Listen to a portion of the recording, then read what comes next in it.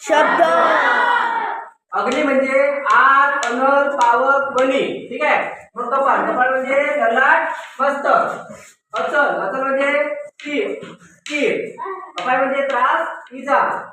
अमृत. अमृत म्हणजे पियुष, सुधा, संजीवनी. खडक.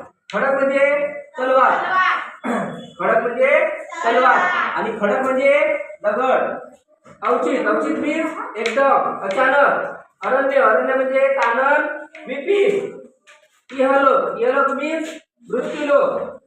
कनक. कनक म्हणजे सोने, कांचन, हेम. हेम हा शब्द लक्षात ठेवा.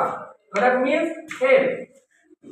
कृपल. कृपल मीन्स कंजूस. कृष मीन्स हडकुळा.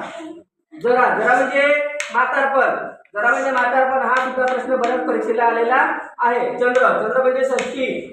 सुधांशु. हे दोन शब्द तर पाठच ठेवा.